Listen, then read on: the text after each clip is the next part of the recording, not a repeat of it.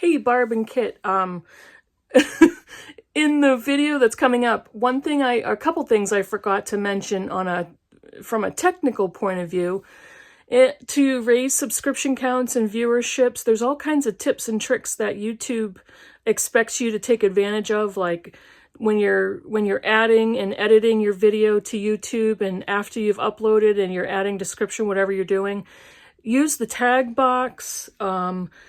There are websites that I looked at as far as how to increase your subscription, how to increase your viewers, how to get your video on a front page on YouTube, because it's all about the algorithms.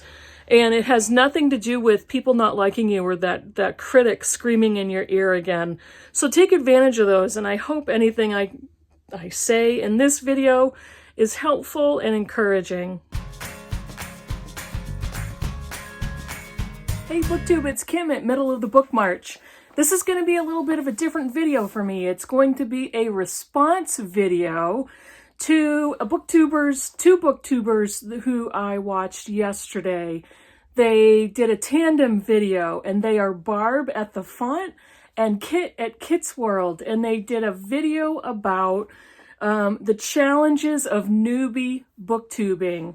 The minute I finished the video, every single thing resonated with me. And I thought, I must respond to this video with my own video. I stole their idea. But I actually watched the video on Barb's channel, The Font, and I wrote her a comment and I said, can you please let me make a response video? She's like, go for it. Now, Steve Donoghue also made a comment that he's like dying to make a response to that video. And I would love for him to do that, because it would be a really interesting contrast, my response versus his response. Because in the world of adult booktube, he's a big channel. He's got many thousands of subscribers, and he's been on booktube several years. I am a new booktuber. I've been on booktube a little more than a year, and I have less than 600 subscribers. So I'm far closer to the newbie booktuber than he is. And because of the volume of videos that he produces and posts over and over and over and over again, he has far more experience than any of us do. So his perspective would be really fascinating compared to mine. But I did want to respond to Barb and Kit, because they brought up such great points, and I could relate to so many of them. And it was kismet that I saw this video yesterday, because in my head, I have been formulating and thinking about a video of the things that I hate about booktube. So I don't have to make that anymore, because I'm going to include those thoughts in this video. So Barb and Kit discussed 4 different points, and that's what I want to do. I want to go through and tell you what those were. And several times in this video, I am going to plug their channels for whatever it's worth, for the less than 600 subscribers that I have. If I have more than that viewing, I don't know. Please go to their channels. They both deserve so many more subscribers. They are funny and engaging and smart, and I would love to see their numbers go up. So anyway, the very first point that they talked about were subscriber numbers, and watching those numbers go up, watching the numbers go down. What do those numbers really mean? How do they feel about it? And I can totally relate, because they were talking about watching subscriber numbers drop. What happens when you see your subscriber count go down by 1 or 2 or 4? And when you're in smaller numbers of subscribers, I remember feeling this way when I was kind of right above the 100 mark. It was terrifying to see it go down by 1 or 2, and I'm like, I don't want to go back into double digits, and Kit said the same thing. So it's so relatable to be watching that number. And the other thing they were talking about is when you are watching the same subscriber number for days, weeks, it might go up by 1, it goes up slowly, and it's like, then it plateaus. It's maddening to be at a level where it's just not moving. And how do you deal with that? And quite honestly, I think there's so many YouTube algorithms and shifting gears and mechanisms and manipulations that do something to that number. Whether or not people are subscribing, I don't know if they hold numbers and then post them all. Who knows what they do? They were talking, I'm looking down I have some things written down. They were talking about people who unsubscribe. It's like an act of rage and anger. And I thought that was so hilarious. And do you even want subscribers? If they don't like your channel, do you want somebody to stay subscribed but never watch? Or do you want people to unsubscribe and just be gone, be rid of them? And the one thing I wanted to point out, along with discussing their points, I just wanted to offer maybe some tips from a newbie as well, and some of the things that I've thought about and I've dealt with along the way I've been doing BookTube. But it's more important from a YouTube perspective to get views, not subscribers. But for the booktuber, the subscriber is the easiest number to glom onto, and that's the one we watch. But honestly, it's the view count. And it's how long people view it and how much engagement people have with your videos. So I'm hoping that might take a little bit of anxiety out of the subscriber number. But I know how nerve-wracking it is to be watching that number. Kit had talked about how much he looks at the analytics on YouTube Studio.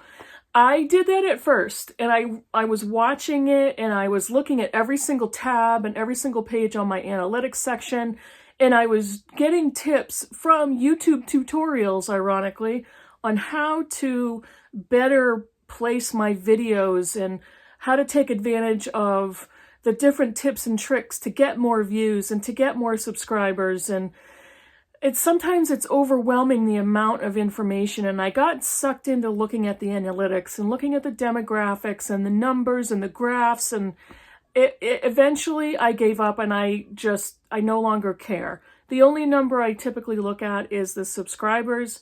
I do look at my like or dislike percentages sometimes, and I look at the number of views, and I always pay attention to the comments.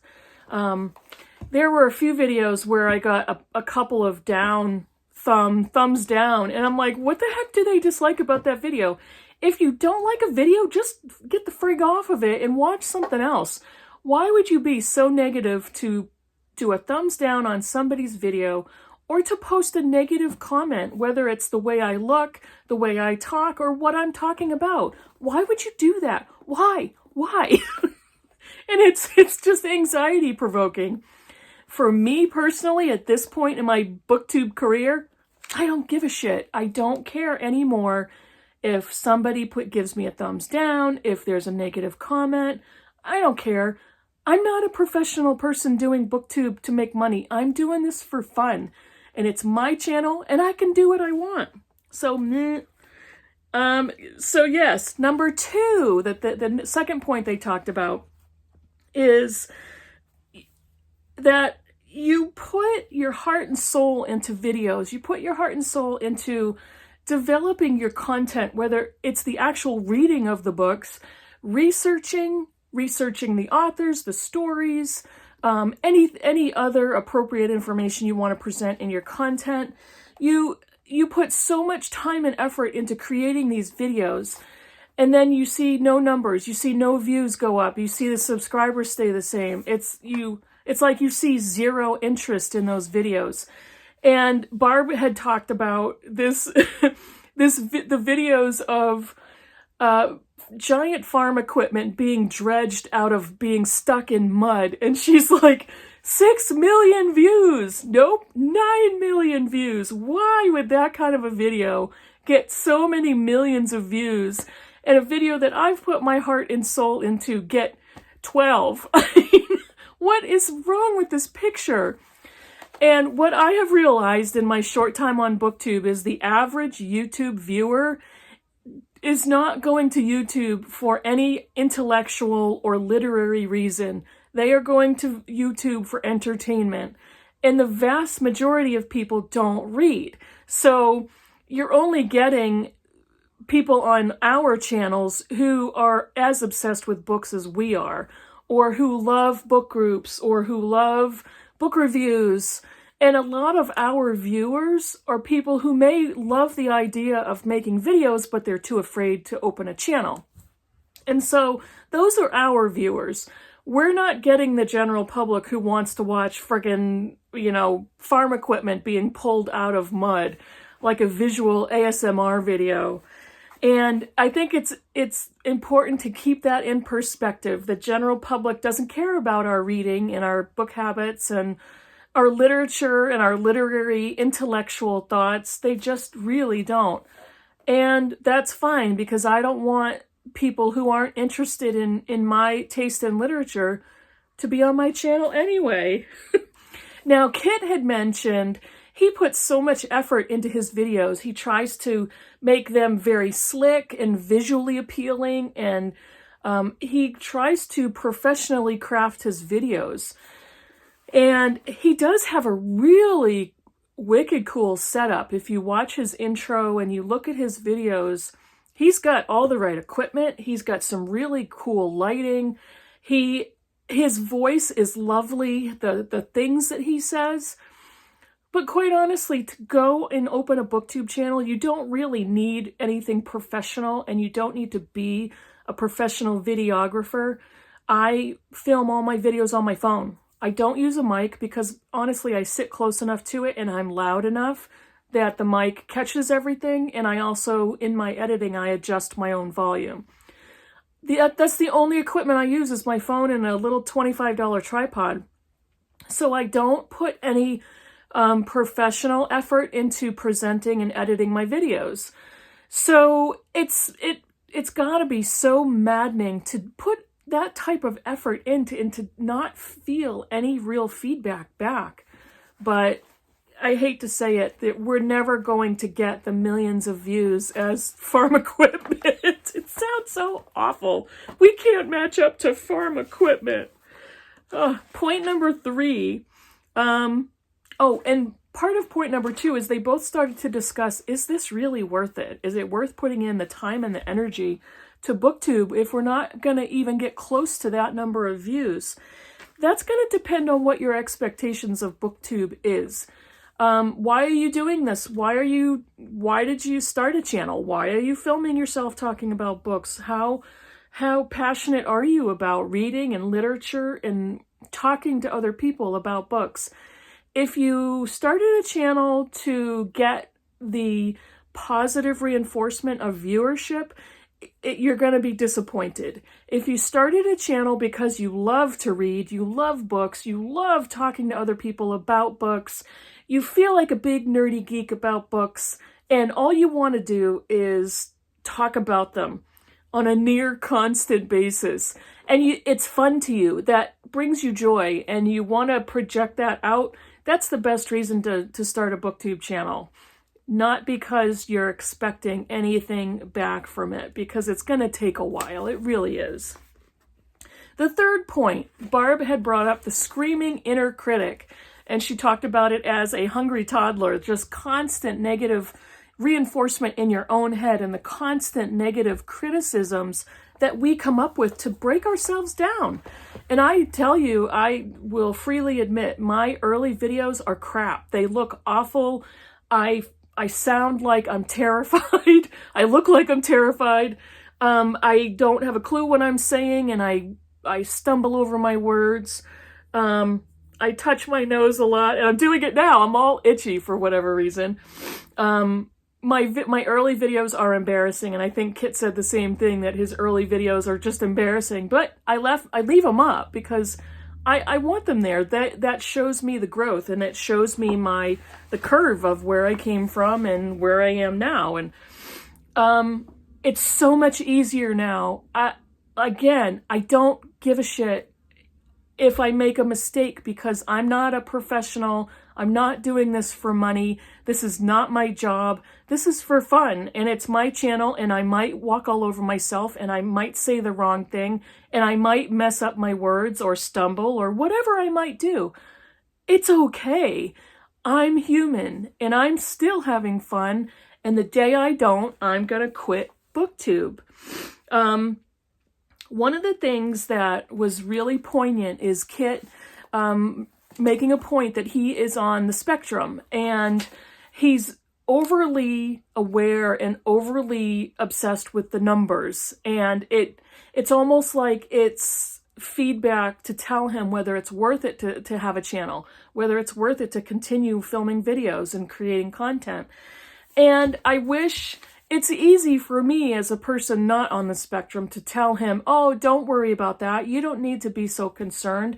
Don't be obsessed with that. That's too easy for me to say because he's dealing with something that I'm not. And I can say all those cliches, but that's not going to make it easier for him to not worry about those numbers. So Kit, if you're watching, I hope you are, because I'll post my link on your video. I hope you've developed tools for yourself so that it won't cause so much anxiety when you see the numbers stagnate or when you see them dip or whatever it is. I hope you're having fun doing what you're doing.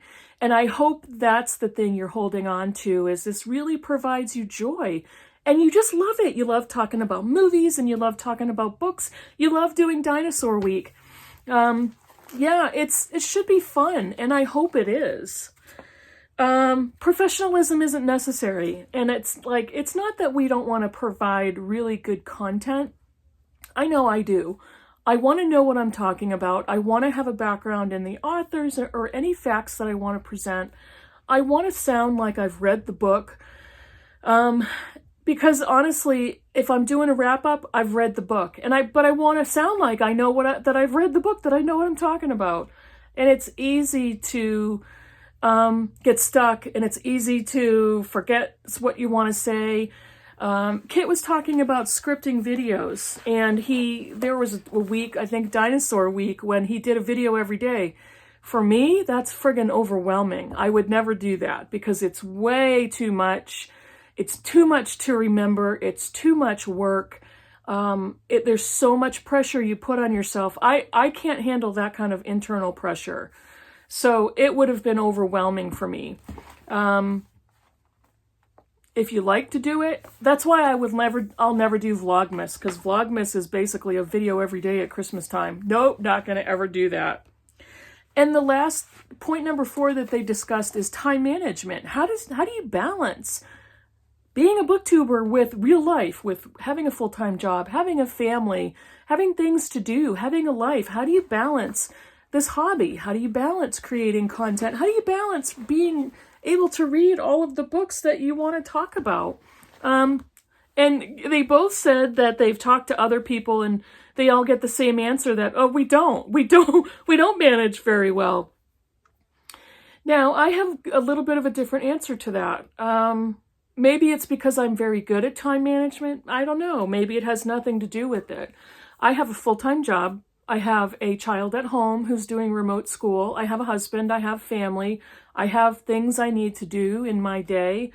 I don't have really a lot of free time. But it's not a matter of balance. It's a matter of expectations. It's expectations on myself. My house isn't perfectly clean.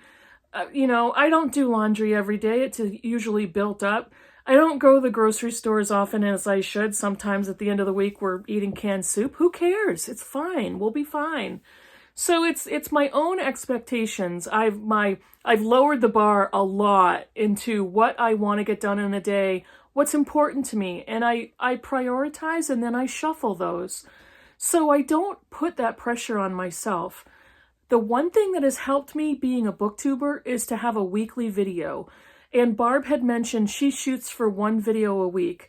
I do my Bookish Week on Saturdays, and I made a decision a while back after I was trying to do a mid-month review and an end-of-month review.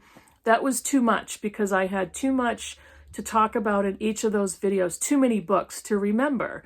So I started doing a weekly video on Saturdays, and it's been working great. And I have to admit, once you do something on a consistent basis, your viewership goes up because people remember your schedule and they come to expect, oh, middle of the book march is posting. It's Saturday. I'm going to go see if her video is up yet. So that really helped my viewers go up. And then what I try to strive for is 2 videos a week. So I have my Saturday videos, and then I usually do a tag or a book haul, either on a Tuesday or a Wednesday. This particular week, I'll have 3 videos go up. I did a tag on Tuesday. This video will go up on Thursday, and I'll have my Saturday video. The filming of the video is the easiest part. This video is going on to 20 minutes, so I have to end soon. But if I'm doing a 15-minute video, I can talk like there's no tomorrow. I can talk endlessly, and Steve Donoghue can relate. But I don't ever run out of things to say. So I could go on, and that's not one of the things that I struggle with. So we each are going to have our own crosses to bear, so to speak. And that's just how I do it. I read every day because I don't feel good if I don't. And it's like I have to read every day. I don't care if I don't finish a book that week or if I finish 3. It doesn't matter. Everybody's different. Everybody, make the content that you want. You must have fun doing it, or it's just simply not worth it. You are good no matter what you look like or what you sound like. Your content is great if you enjoyed making it. If you have that inner critic, silence them because they are lying to you. My inner critic, the biggest thing they lied to me about is, you're a fraud, you suck, you're a fraud, you suck. No one's going to be interested. You're saying the same thing everybody else is. You suck. And eventually, the more I overcame and kept posting videos, the more positive reinforcement I got from BookTube. BookTube people are the best people on the internet. My subscribers are amazing. They are so awesome, warm, friendly, caring. Other booktubers to me, they're rock stars. They are so fun to watch. They are so smart, so witty and articulate, and they are some of the biggest cheerleaders you're going to have. Here's a couple of tips. My video is really long. How do you want to up your subscriber count? Reach out to other booktubers, do buddy reads, put comments on all their videos, take part in read-alongs, jump into one of their read-alongs that you're really interested in. Ask if they are interested in reading any of the books that you hauled. Ask for buddy reads. Reach out. Subscribers, if they comment right away, because our channels are small enough where we can monitor those comments. Have conversations in the comments. I'm telling you, it will get easier. It gets easier. It gets more fun. It's so rewarding.